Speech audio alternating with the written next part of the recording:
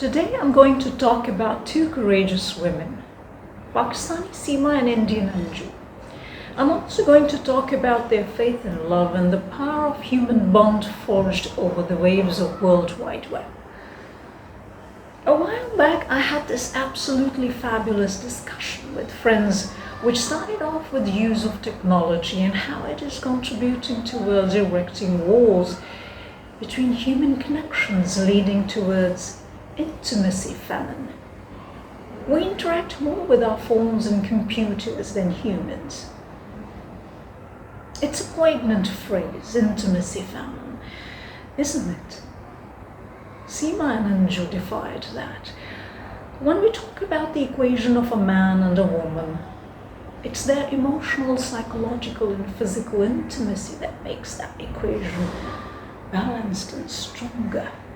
So for me, this equation of a man and a woman is always fascinating. It is one of the most beautiful, at the same time enigmatic relationship.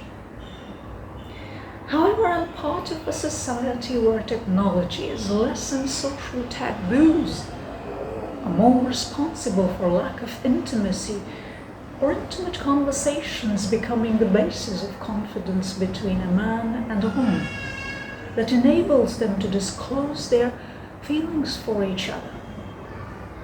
The apocalypse of bigotry and hate is unleashed on them if they try to do so. It's taking its toll on all of us. The walls are getting bigger, the hearts are drawing further, the natural equation between a man and a woman is perceived repugnant except for matrimonial purposes. Consequently, they are toxic towards each other. They compete with each other based on their gender differences, which should never be the case. Society associates so much of indignity with natural human desires, natural female desires and male desires. Seeking liberty is considered compromising that dignity. The conspiracy is to keep them apart by stoking hostility between them, so they lose faith in romance.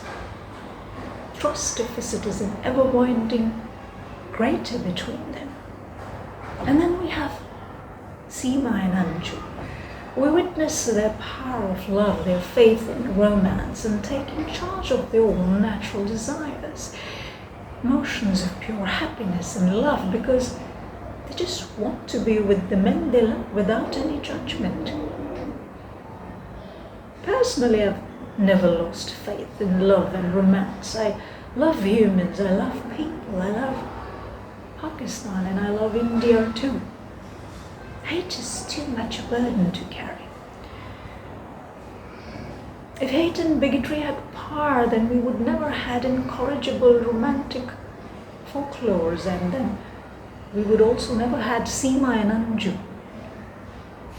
Thank you, Seema and Anju, for resulting faith in love, romance, and unity. Lots of love to India from a Pakistani human being.